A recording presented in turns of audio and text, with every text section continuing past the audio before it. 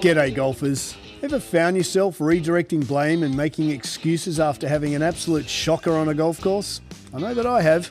Range was closed, I was a little cold, didn't warm up, I hit it in those 3 old divots. Then we have the podcast for you. We focus on how to fundamentally own your swing. Strike it pure and consistently shoot in the 70s. Be it if you're a weekend hack, retired and playing daily, a school phenom, or a tour professional. We present and discuss facts and physics pertaining to golf, trying to keep our ego and opinion at bay. We dispel myths such as keep your head down, bend your knees, or my all-time favourite, game improvement irons. So stop drinking that mythical Kool-Aid and have a sip of ours. I think you'll find it both inspiring and refreshing. I'm Scott Young, founder of Swing, PGA professional and ex-tour player. And together with physical therapist Dr. Sean Joyce, welcome to Pivot the Path. G'day golfers and good morning SJ. Good morning, welcome to Pivot the Path. Welcome to Pivot the Path. How was your pivoting of the path last week? How was your week this week so far? Pretty good. Well, we got golf on the books this week. We got golf on the books. I'm pretty pumped. It's been a little bit since I was able to get out there and play, but I've been in here taking some swings, working on some stuff. So I played on Thursday, the first time I played Connecticut Golf Club. Yeah, you said absolutely phenomenal. Great track.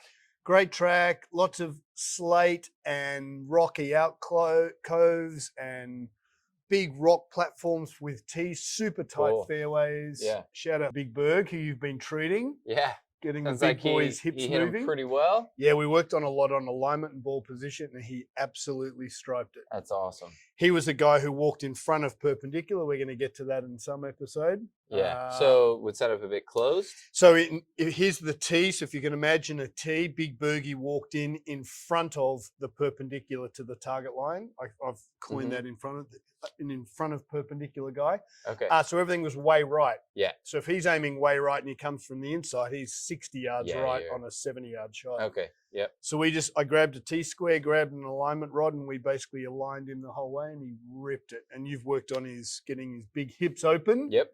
Yeah, he actually played very well. Played off 3 or 4 or thereabouts. That's awesome. And how about you? Ripped it. Yeah, I got to be honest. I did your exercises, and my back had flared up that week, and the boss will tell you truthfully. But I stuck to the game plan, opened up. I love that foot on the wall tee rotation. Yeah. And I played really well actually. Nice. Yeah, I played really well. The greens were still a little punch. The front 9 looked better than the back 9. Okay. But all the putting work, phenomenal. Yeah, awesome. Yeah, played well. And I got there about 2 hours early and just chipped. I chipped for 2 hours. I love. Yeah, so we're playing on this coming Thursday. Yeah. Actually, at the first round of the PGA. Yeah. But we're playing another great track, Stanwich, up in Connecticut. Looking forward to it. Yeah, it's a good track. It's probably not as good as Connecticut Golf Club, but it's a better overall package because they got 1,000 tennis courts, pools, the whole thing. Yeah. Whereas Connecticut is only golf. Okay. So very phenomenal customer experience. I loved it. Yeah. Very Australian. Right. We have a lot of sport in New York. Yeah, a lot going on right now. A lot going on. So I have a quick shout out to Lando Norris. I spoke to Oliver, his brother, on Monday after he won the Formula One last week. Okay, yeah. That was, any F1 nuts out there, I'm an F1 nut. I used to go with my dad. I've been going to F1 for 30 years. Amazing that he beat the Red Bull team. Yeah. So McLaren. Don't see that often. Yeah, don't see that often. So shout out, and spoke to Ollie's brother. Shout out Ollie in the UK. And Lando pumped. Mm-hmm. And then for a little close at home for us New Yorkers, we got a lot going on. Yeah, we got NHL and NBA playoffs going on at the same time right now. So Rangers are doing there. What did you say they are? They're 3-2 up? 3-2, yep. 3-2 up against the Hurricanes. Lost pretty bad last night, though. They got smashed. Yep. I didn't see last night's game. Yeah, 4-1. 4-1. Rosie and I were at the Sail GP launch for the New York upcoming event. Shout out Ben from Sail GP. Benny, thanks for the invite. I don't know if you're familiar with that. He said that Miles is an ex. My dad used to race sailboats. Yeah. What did he race? I think there was a 50-foot boat. Holy legit. I mean, they had a team with, 20, 30 guys. Oh, did he ever do Sydney to Hobart? Do you know? Not in Australia, but they did a bunch of races from the East Coast down to islands in the Caribbean. Miles. A bunch on Lake Michigan. He lived Your in dad Chicago at the time. He's sucked the marrow out of life. Yeah, oh yeah. and more to come. But he's raced all over the place. That's awesome. Which is pretty sweet. So he's a skipper. He like where's the? Oh yeah, he teaches sailing lessons in Colorado. Now there's not much water in Colorado to sail on, but Will they put wheels on it or? yeah, right. Oh, classic. Yeah, so we've always watched some sailing, but I'll have to get him on Sail GP and see what he thinks. Absolutely. It's a new sport. It's upcoming. It's basically a model of the F1, but these guys are going 50 miles an hour in these massive cats with foils. Yeah.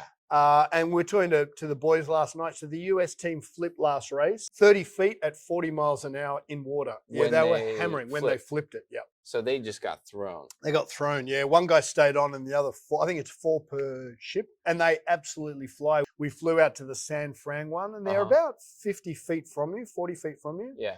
And they absolutely hammer. So Sail GP, check it out. It's awesome. And they're Really going to Sydney, anywhere there's a beautiful harbour. Sydney, New York, San Fran, or Monaco, they go everywhere. And so you can see the boats the entire time. They don't just take off and they're gone. No, it's all in the harbour. It's around buoys. Cool. So it's and they are flying. It sounds a little more like exciting, high risk. Yeah. Like F1 than it's say, absolutely in front of you. Racing. And unlike F1, you can see the entire race from where your position is on land. It's really interesting. Pretty cool. Yeah. And they're huge boats, like they're big cats. Yeah. So it's cool. And then we've got the Knicks game 5. Yeah. This is interesting. So they came out off two zip up and just hammering. Mm-hmm. But the last 2 games, they look very tired. Apparently there's some injuries. They've got, I'm not a big basketball fan, but we had a basketball weekend where the Knicks have got 4 injuries of their top 5, I think, or top 6. That's tough. So they're doing it tough. But we have our daughter playing AAU league. Okay.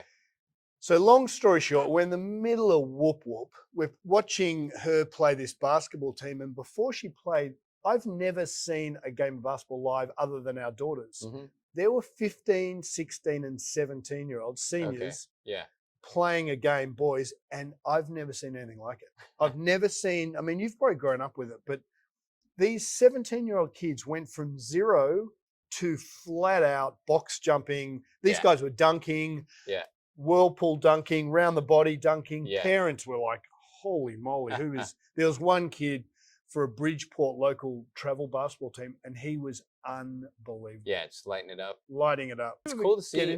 My brother played a lot when we were growing up. So there's something to be said for being in those small gyms, and you can hear the shoes squeaking and the ball bouncing, and it's really impressive when they're good. And for a non-contact sport, I've never seen so much contact for a non-contact athleticism sport. all over the place. It's hit and grab and punch and shoulder and get an edge any way you can. Yeah. Just don't get caught. They were, again, this kid would go from 1-2 steps up to a layup dunk, and he was 5 feet off the ground. Yeah. I mean, this kid was dunking. He was literally putting it down into the basket. That's awesome. And he was like 6'2". But where I take from it, so I'm speaking to one of the parents, and I'm like, I was absolutely blown. And my whole brain's thinking, let's get this kid playing golf, because the speed, the speed was unbelievable. Yeah. Absolutely indescribable for me. And the parent of one of the boys in his team was like, oh, this kid's a superstar. He's going Division 1.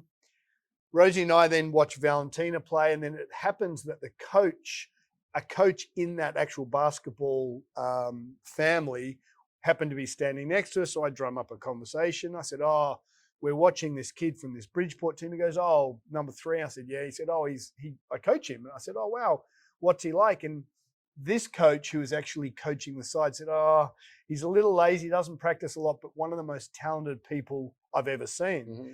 And it was funny seeing a parent's discussion of this kid's a superstar to a coach's discussion of saying superstar talent doesn't have the work ethic. Yeah. And I said, so what does that look like? Can someone light a fire under his ass? And he said, we're trying. This kid is so talented. Yeah. But it's from the coach's point of view. Yeah. So he'll go to Division 1. He'll be as talented as anyone else out there. But the person as talented as him with the work ethic goes to the NBA. Will go NBA or at least have a much better college career. Yeah.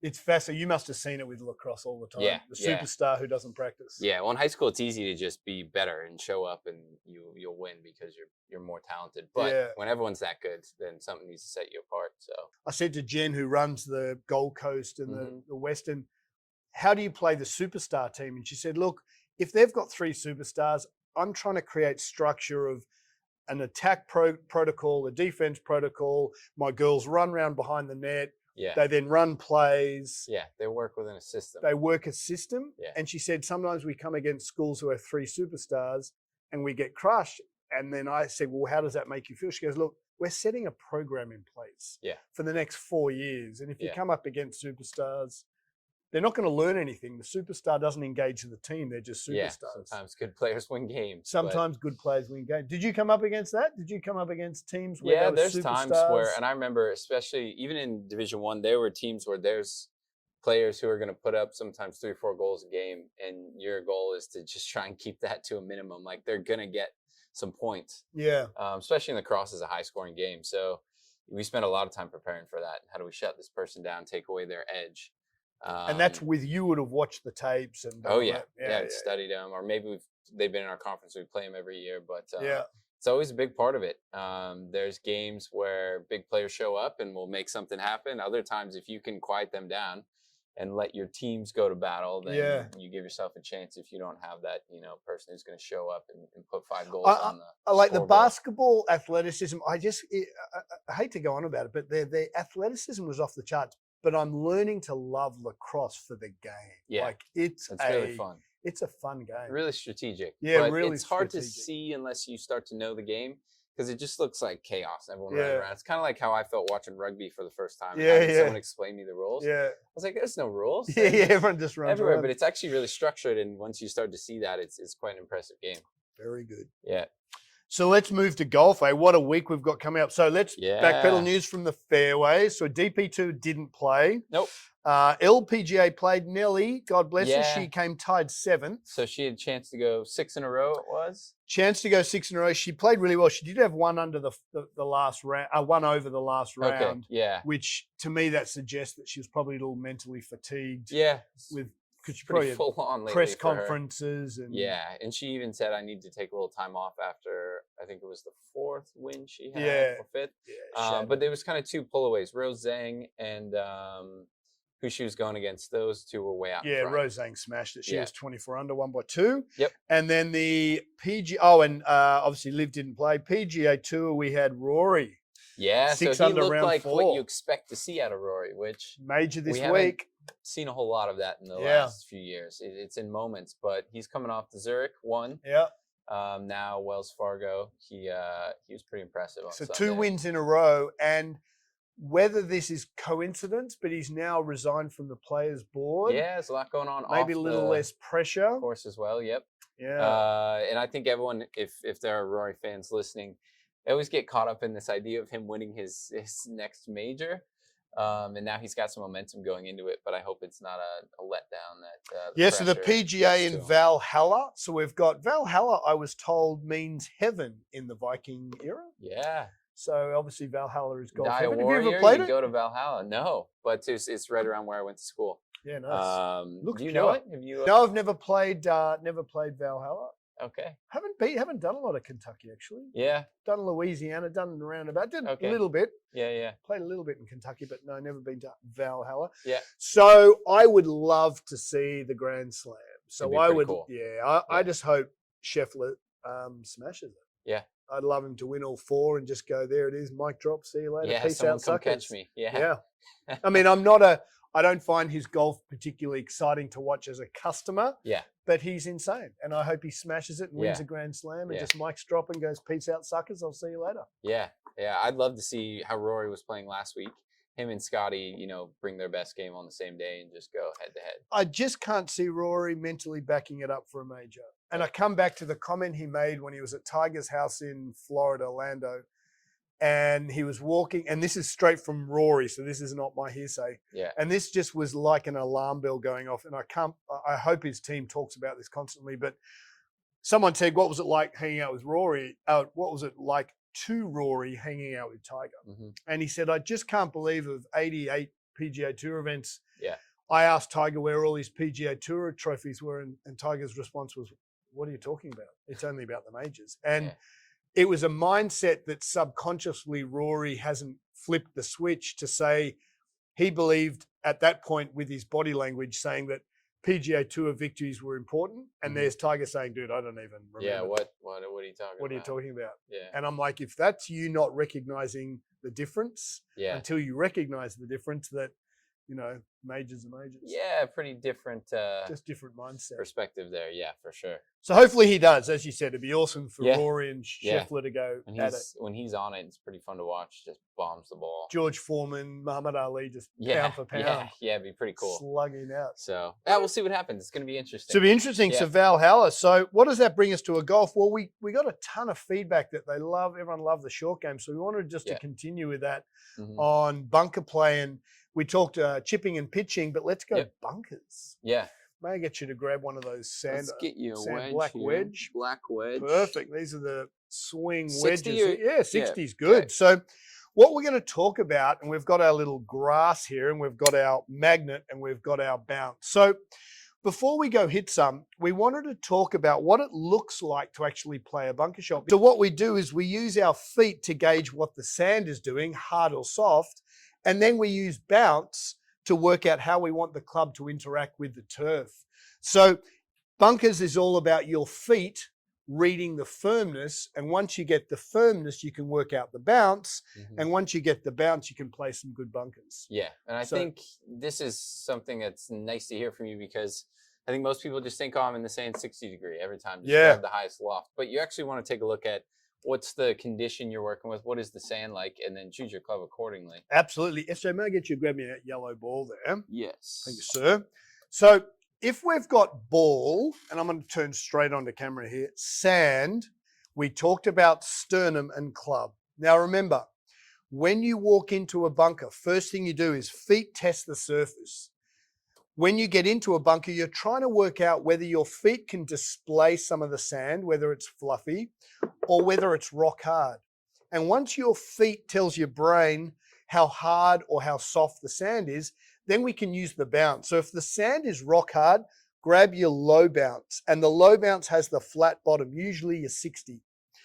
And as the club comes down, because the sand is firm, the club bounces.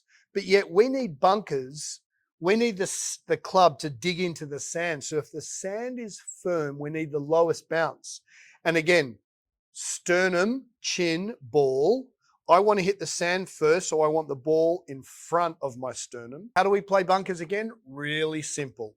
The first thing is you do, grab your feet, squelch the sand. If you can display the sand, then you're going to have a nice soft sand, therefore use your high bounce. If the sand is rock hard, we need low bounce. Remember, bunkers should be the easiest shot in golf because you never hit the ball. Yeah. Right? Should be the easiest shot in golf. So once you work out whether you rock hard, low bounce, fluffy sand, high bounce, chin and ball is instant. And you and I work, and I work on this always. And it's always just working your pre-shot routine to make sure it's sternum and ball, bounce and sand. So we put the ball in front of sternum. This is a sternum behind. Sternum dictates where the club enters the sand. So feet, fluffy sand, firm sand. Firm sand, low bounce. So we want your 60 degree with a flat bottom. Fluffy sand like this, then we want your high bounce. And as you said most people go there 60 degree. Just always. Most loft. Yeah. We don't think of sand irons golfers not as in loft, as in bounce. If I grab my lob wedge and I'm playing sand like this, and it doesn't matter whether it's synthetic grass or sand, it's the same friction. As the club comes down, the club enters the bunker or the grass where my sternum is. So in this case, I'm going to hit 2 inches behind the ball. Now, if you're playing fluffy sand like this green, the club actually digs if you've got your low bounce 60, and it will go absolutely underneath the golf ball. And remember, as the club digs, because it has low bounce, the launch angle increases. You hit the ball high with a lob wedge because it doesn't have bounce, nothing to do with loft, right? And so I've got sternum behind ball, club comes down, the club actually digs underneath the sand, the ball rolls up the face, it hits sand first, then ball, and the launch angle is governed by the bounce. And just conversely there with the higher bounce wedge. Yeah. And let's just go maybe opposite scenario here. Let's get rid of him. 15 degrees So of we've bounce got, there. our bouncers are going to have 15 degrees. So why would I use a 15 degree? Well, as I dig my feet in, the sand is really fluffy. And if I have low bounce, I dig straight underneath. So all my velocity is going into the sand. The ball will get out of the sand, but because the velocity is going downwards with a low bounce, all my velocity is now going this way. And the ball's never going to have velocity to get out of the bunker. It gets out of the sand, but not the bunker. So dig your feet in nice and fluffy. You go to your high bounce club. And then as friction occurs, Sir Isaac Newton got it right. So with a fluffy sand, I'm going to have less gap between sternum and ball. Club comes down. Now, because the club has bounce, instead of tracking down into the stand, it starts to track parallel to the ground. It has less launch angle. Lob wedge, dig, lob wedge digs, launch angle goes up. High bounce, club doesn't dig as much. Now my launch angle comes out a little flatter. The club spends less time in the sand. Therefore, the velocity of the ball will increase. You'll hit your high bounce further than your low bounce bunker shot, and the ball will trickle out. And do you expect a bit more run out with the... Depends. No, it depends how you. That then gets onto technique. Remember, spin is simply ball on face. The more the ball rolls up, back spins, and hits the grooves. Remember, it's the grooves that create spin. That's a bit of technique. Yeah. Generally, the more lob wedge, or the more time the face digs, the more time the ball spends on the face. Okay. So the less bounce, the more dig, the more the spin occurs, and the higher the launch angle. That will spin generally more than a low bounce, but not always. Okay. Depends on what your hands do. Yeah, makes sense. Yeah. Should we go hit some? Yeah, let's go hit a couple. All right, SJ's going to hit some first thing in the morning. So what do? The first thing you do, and this is where please don't lose your sand irons. I'm always going to put my bag right next to the bunker, and I'm going to suggest you always tack out your high bounce sand iron and your low bounce sand iron. So we got you into a high bounce and a low bounce, didn't we? And what you're going to do is the first thing you do when you enter a bunker, squelch your feet. And all you're trying to do is work out what this sucker's doing as it hits the ground. If you can squelch your feet, it's high bounce. If the sand is rock hard, like we in New York right now are still playing, especially with all this rain, then it's your low bounce. Firm sand, low bounce, forget loft.